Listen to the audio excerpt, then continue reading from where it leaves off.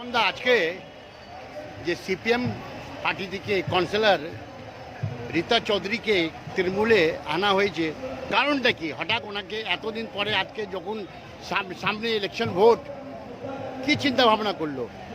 ওই বারে তো টিএমসি খুব মজবুত ছিল, আপনার নেতৃত্বে তপনদা টিএমসি ভালোই কাজ করতো, ভালো ভালো ফাংশন করেছে।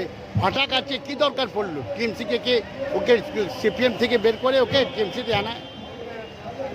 সেটা তো দলীয় নেতৃত্ব বলতে পারবে কী জন্যে নিয়েছে। কিন্তু গত লোকসভা ইলেকশানে, লাস্ট লোকসভা ইলেকশানে, এমপি ইলেকশানে ওই ওয়ার্ডে সিপিএম 132টা ভোট পেয়েছে, 132 অনলি 132টা ভোট পেয়েছে।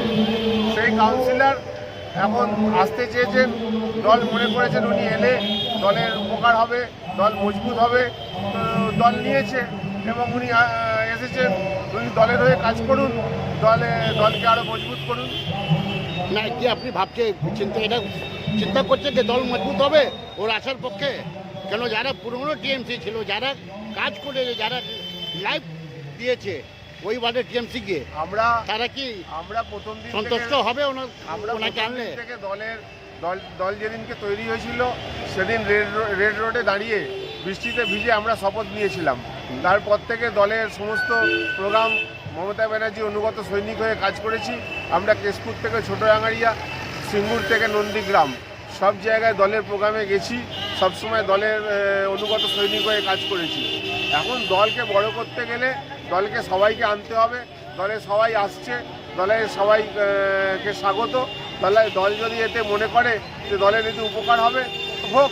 আমরা সবসময় দলের অনুগত সৈনিক হিসেবে কাজ করব। না, লাস্ট কর্পোরেশন ইলেকশন আপনি দাঁড়িয়েছিলেন 41 মাঠ থেকে, দাঁড়িয়েছিলাম। তারপরে উনি সিপিএম থেকে জিতলেন। হ্যাঁ, তার মানে কি মনে করছে কি আপনি তো ওইখানে জিততে পারবেন না ইলেকশন যদি আপনাকে দাঁড় করা হতো? গতবার আমি একটা ওয়ার্ডে দাঁড়িয়েছিলাম, সেখানে মাত্র 15-20 দিন সময় পেয়েছিলাম এবং 700 ভোটের মাত্র হেরেছিলাম। এবং এই কাউন্সিলর যিনি যোগদান করেছেন তিনি কাঁদতে কাঁদতে ব্যাঙ্গালোর চলে গেছিলেন, হেরে গেছি জেনে। কাউন্টিং হলে অবধি যাননি। দলের অনুগত সৈনিক হিসেবে কাজ করেছি। আমরা চেষ্টা করেছি দলকে ওখানে আরও শক্তিশালী করতে। এখন উনি মাত্র কয়েক মাস আগে লোকসভা ইলেকশান গেছে, সেই ইলেকশানে উনি 132টা ভোট পেয়েছেন। সেই অবস্থা দেখে দলে ওনার কাছে বুথে বসাবার লোক নেই। সেই অবস্থা দেখে দল যদি মনে করে থাকেন যে উনি এলে দল শক্তিশালী হবে, নিশ্চয়ই দল নিয়েছে, ভালো বুঝেছে নিয়েছে, আমরাও স্বাগত জানাচ্ছি। আসুন, দলকে শক্তিশালী করুন। তাহলে কি এই কামিং কর্পোরেশন ইলেকশনে টিকিট টিম থেকে পাবেও? সেটা তো দেখুন মমতা ব্যানার্জির দল, মমতা ব্যানার্জি ঠিক করবেন কাকে টিকিট দেবেন, কাকে দেবেন না। যদি ওনাকে দেন উনি দাঁড়াবেন। Thank you.